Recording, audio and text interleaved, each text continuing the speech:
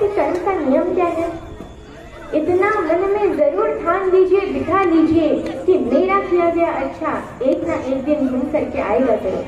ये न्यूटन का लॉ बाद में है, ये पहले कर्म का लॉ कि every action has equal and opposite reaction. अब अपोजिट रिएक्शन कैसे? तो कर्म का थप्पड़ या कर्म का अपोजिट रिएक्शन इतना भारी और भयंकर होता है कि हमारा जमा हुआ सारा पुण्य कब खत्म हो जाए पता ही नहीं चलता। पुण्य खत्म होने पर समर्थ राजा को भी भीख मांगनी पड़ती है। इसलिए छल कपट करके कभी किसी की आत्मा को दुखी नहीं करना चाहिए और इससे कर्म अच्छे करने चाहिए। इतने अच्छे बनो, इतने अच्छे कर्म करो कि अगर तुमसे कोई गलती भी हो जाए तो लोग तुम पर उंगली ना उठाए, तुम्हारे समय पर उठाए कि इसका समय खराब। वो ऐसा नहीं है। और ये अच्छे कर्म करने के लिए अपने जीवन रूपी रथ का कोई सारथी रखो। सोचो कि हमारा जीवन एक रथ है। हमारे इस जीवन रूपी रथ के भी 4 पहिए होते हैं, धर्म, अर्थ, काम, मोक्ष। अब रथ पर बैठे हम लोग हैं। हम कौन? हम अर्जुन हैं। इस रथ को चलाने के लिए 10 घोड़े हैं। कौन कौन से? तो 5 कर्मेंद्रियां और 5 ज्ञानेंद्रियां। अब हम तो बैठे हैं, रथ भी हमारे पास है, 4 पहिए भी हैं, 10 घोड़े भी हैं। लेकिन 10 घोड़ों को अगर खुला छोड़ दो तो क्या होगा? एक इधर भागे एक उधर भागे, रथ का क्या होगा? टूट जाएगा, छूट जाएगा, बर्बाद हो जाएगा। इसलिए क्या करो? बोले अर्जुन की तरह एक चालक, एक सारथी रख लो।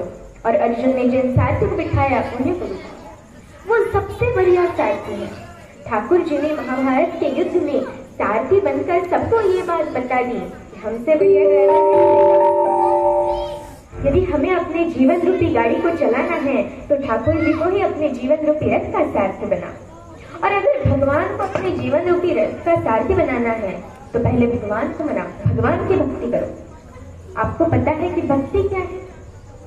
कितनी अजीब बात है ना कि एक अकेली भक्ति कितना कुछ बदल देती है। मैंने कहीं एक बहुत अच्छी लाइन पढ़ी थी कि जब भक्ति हमारे कर्मों, जब भक्ति खाने में मिल जाती है तो खाना प्रसाद बन जाता है। वही भक्ति जब पानी में मिल जाती है तो पानी चरणामृत बन जाता है। भक्ति जब सफर में मिल जाती है तो सफर तीर्थ यात्रा बन जाता है। वही भक्ति जब संगीत में मिल जाती है तो संगीत संकीर्तन बन जाता है। भक्ति जब हमारे घर में मिल जाती है तो घर मंदिर बन जाता है। और सबसे जरूरी, जब भक्ति हमारे कर्मों में मिल जाती है तो कर्म सेवा बन जाती है। इसलिए जीवन में हमेशा भक्ति करिए, भगवान का नाम लीजिए और खुश रहिए। अब आप बहुत बड़े ज्ञानी हैं और आप भक्ति में कर रहे हैं तो भक्ति हुए ना, लेकिन इसका मतलब ये नहीं है कि भक्त और ज्ञानी एक ही है। भक्त और ज्ञानी में अंतर क्या है? तो भक्त और ज्ञानी में यही अंतर है कि भक्त चाहे अनपढ़ हो, मूर्ख हो, लेकिन हृदय का सच्चा और मन का सरल होता है। लेकिन ज्ञानी रावण जैसा दुष्ट भी हो सकता है। जिसके मन में अधर्म और कपट होता है उसकी अवस्था रावण जैसी होती है, जिसे स्वर्ण लंका के सिंहासन पर बैठकर भी जीवन की अपूर्णता का कांटा चुभ रहा है। और जो भक्त होता है वो कभी लालच नहीं होता। लालच माने जितना मुझे चाहिए उससे ज्यादा, सबका मेरे पास हो, रावण तत्व, सबका मैं खींच लूं, सब चीज मेरे पास हो। आपको क्या लगता है कि इतना पैसे वाला बन जाओ बस फिर लाइफ से फिर सुखी हो। लेकिन उस पर जब आप पहुंच जाते हो तो वहां जाकर के भी आपको कुछ नहीं मिलता है। वहां जाकर भी आप उसे दुख को फील करते। एक दोहा है कि दिन कहे धनवान सुखी, धनवान कहे सुख राजा को भारी। मतलब आदमी अपने से हर ऊपर को देख देख कर ये सोच रहा है कि ये सुखी, नहीं ये सुखी। तो दिन कहे धनवान सुखी, धनवान कहे सुख राजा को भारी, राजा कहे महाराजा सुखी, महाराजा कहे सुख इंद्र को भारी, इंद्र कहे चतुरानंद सुखी, चतुरानंद माने ब्रह्मा जी, इंद्र कहे चतुरानंद सुखी, चतुरानंद कहे सुख विष्णु को भारी, पर तुलसीदास विचार कहे भजन बिना सब जगत दुखाए।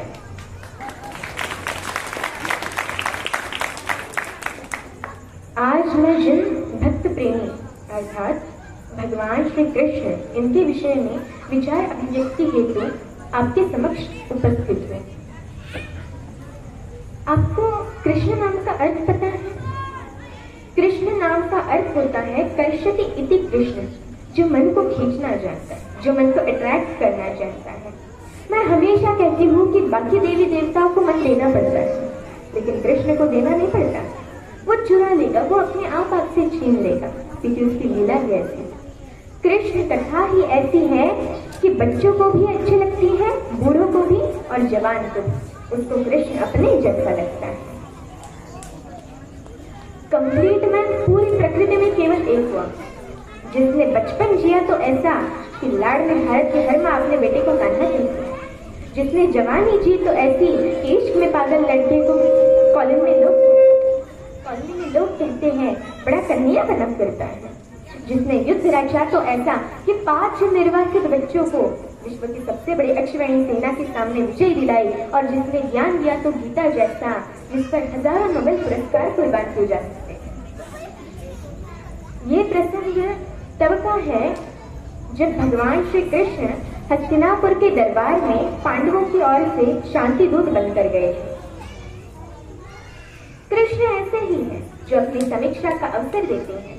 हस्तिनापुर के दरबार में खड़े हुए श्री कृष्ण, जिनकी भगवत्ता के विषय में स्वयं जानते हैं द्रोणाचार्य, स्वयं जानते हैं पितामह भीष्म, स्वयं जानते हैं धृतराष्ट्र, फिर भी वो भ्रम पैदा करते हैं कि मुझसे लड़ा जा सकता है, मुझे बांध सकता है, क्योंकि दुर्योधन को दुर्बुद्धि का संकेत देने की क्रिया भी भगवान की। आप सबको पता है कि बचपन में एक बार कृष्णा अर्थात द्रौपदी अर्थात यज्ञ सेनी जो यज्ञ की अग्नि से निकली, भारतीय स्त्रियों के इतिहास में सबसे दीपिक चरित्र है द्रौपदी।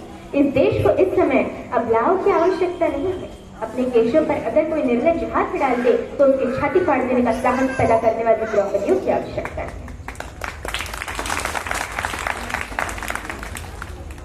भगवान यूं तो शांति लेने गए थे, जब खाना खाने लगे और पांडवों ने कहा, विशेष रूप से युधिष्ठिर ने कहा, माधव मैं युद्ध नहीं चाहता, आप जाना और कहना बस 5 गांव दे दे, हम 5 मरेंगे, हम काम चला लेंगे। माधव ने कहा, बड़े भैया जो आपने कहा है वही होगा। लेकिन माधव तो युद्ध ही चाहते थे। माधव चाहते थे कि एक बार निरंकुश शासकों के छोटे छोटे राज्य विगलित हो और एक अखंड विश्व में एक अखंड भारत का निर्माण हो, भारत की एक अखंड श्रृंखला का निर्माण हो। शांति ऐसे नहीं आती, शांति नहीं तब तक जब तक सुख भाग नजर का सम हो, नहीं किसी को बहुत अधिक हो, नहीं किसी को कम। ये कहा अर्जुन ने, लेकिन युधिष्ठिर ने नहीं मानी, बड़े भैया ने नहीं मानी। ये जो बड़े भैया लोग होते हैं ना, बड़े शांतिपूर्ण होते हैं। शांति शांति, हर घर में कुछ युधिष्ठिरों की आवश्यकता है, लेकिन हर घर में ऐसे लोगों की आवश्यकता है कि अगर कोई निर्लज्ज कुलवधू की आंचल पर हाथ डालने की कोशिश करे तो बिना बड़े भैया से पूछे अपना गांडी उठा ले और अपनी गदा उठा ले। ऐसे लोगों की आवश्यकता है। और समय पर अगर ये गांडी और गदा ना उठे तो मान लेना समाज में महाभारत प्रतीक्षा कर रहा है। पृथ्वी लाशों से कटेगी, कोई नहीं रोक सकता। कृष्णा अर्थात द्रौपदी निर्वासन की कुटिया से बाहर आई और हाथ धुलाने लगी मानव के। उसने कान्हा से पूछा कि कान्हा याद है तुम गर्मी की छुट्टी में हमारे घर आए थे? कृष्ण ने कहा याद है कृष्ण। तुम मुझसे चौसर में हार गए थे? कृष्ण ने कहा याद है कृष्ण।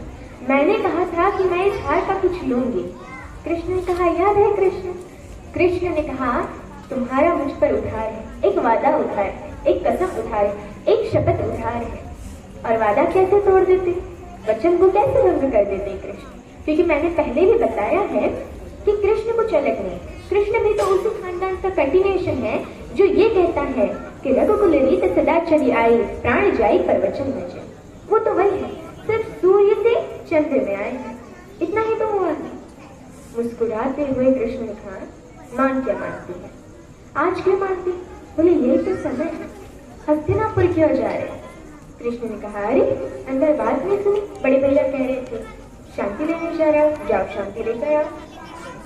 द्रौपदी ने कहा तुम्हें उस हारी हुई बातें की शपथ देती हूँ, युद्ध लेकर लौट। ये तो कृष्ण को पता ही था कि युद्ध मिलेगा, लेकिन मूढ़ को, पापी को, दुष्ट को अंतिम समय तक समझाना आवश्यक है ताकि विश्व भर को, समाज को संदेश जा सके कि ये तो पिटने का ही अधिकारी है। किसी मूढ़ को, किसी जड़ को, किसी पापी को, लगातार बदतमीजी करने वाले किसी व्यक्ति को आपको पता हो और आप सड़क के बीच पीट दो तो 4 लोग उसके समर्थन में खड़े हो जाएंगे। क्यों मारे इस भले आदमी को? लेकिन वह लगातार बदतमीजी करे, गली में मोहल्ले में लगातार गुंडे करे, उससे पूरा मोहल्ला परेशान है। और एक दिन कोई लड़का जिसकी जवानी ठीक से फूटी हो वो पकड़ के थप्पड़ के और छाती पे घुटना रख के बैठ जाए, लोग कहेंगे सही पिटाई चाहिए। इसी योग्य दुर्योधन पिटना है, दुर्योधन की मृत्यु तय है, ये तो तय है। लेकिन कृष्ण जगत को भी बताना चाहते थे। वर्षों तक वन में घूम घूम बाधा विघ्नों को झुम झुम, सहधोम घाम पानी पत्थर, पांडव आए कुछ और बिखर, सौभाग्य में सब दिन सोता है, देखे आज वो क्या होता है।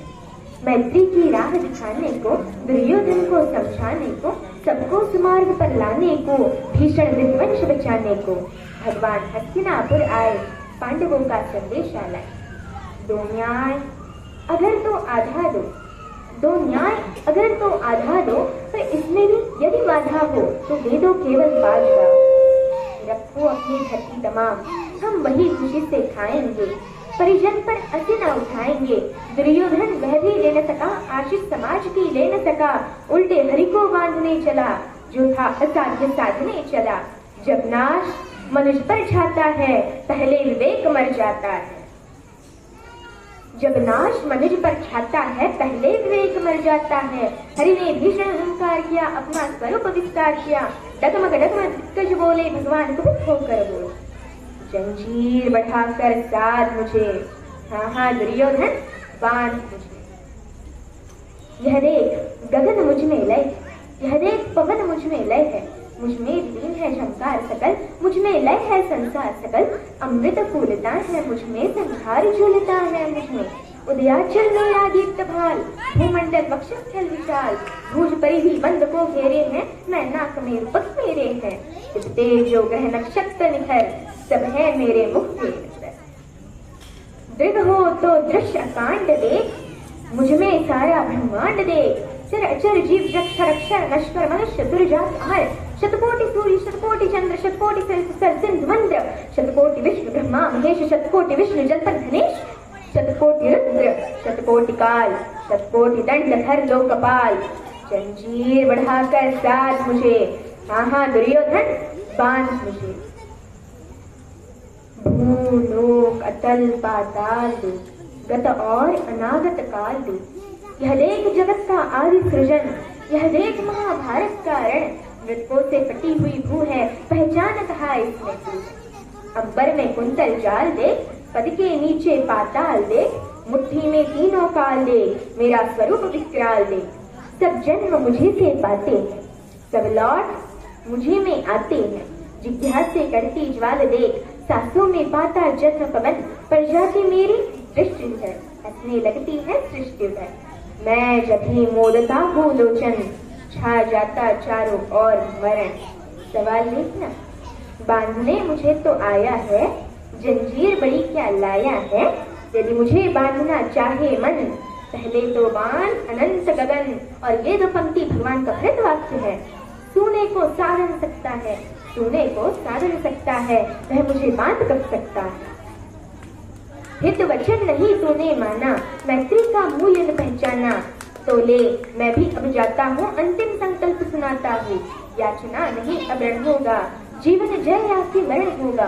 टकराएंगे नक्षत्र निखर, बरसेगी भू पर वही प्रखर। फणशेष नाग का डोलेगा, विकराल काल मुंह खोलेगा। दुर्योधन रण ऐसा होगा, फिर कभी नहीं जैसा होगा। भाई पर भाई टूटेंगे, विषबाण बूंद से छूटेंगे। राज्य शुगाल सुख लूटेंगे, सौभाग्य मनुष्य के फूटेंगे। आखिर तू भूषाई होगा, हिंसा का परदाई होगा। ही सभा सन सब लोग डरे, चुपके बेहोश पड़े। केवल 2 नरना अघाते थे, धृतराष्ट्र विदुर सुख पाते थे। कर जोड़ खड़े प्रमदीप निर्भय, दोनों पुकारते थे जय।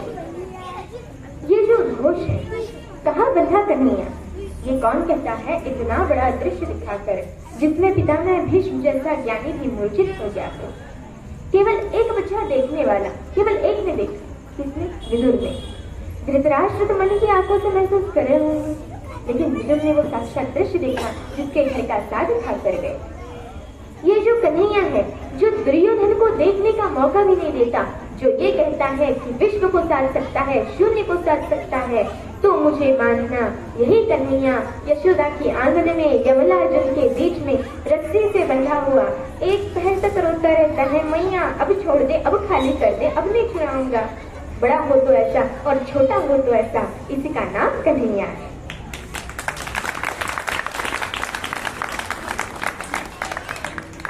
मैं विशेष रूप से एकता गणेश उत्सव मंडल अध्यक्ष जी तथा श्रीपाद देशमुख जी इनकी आभारी हूँ कि इन्होंने मुझे यहाँ पर आमंत्रित किया और इनकी वजह से मुझे ये अवसर प्राप्त हुआ।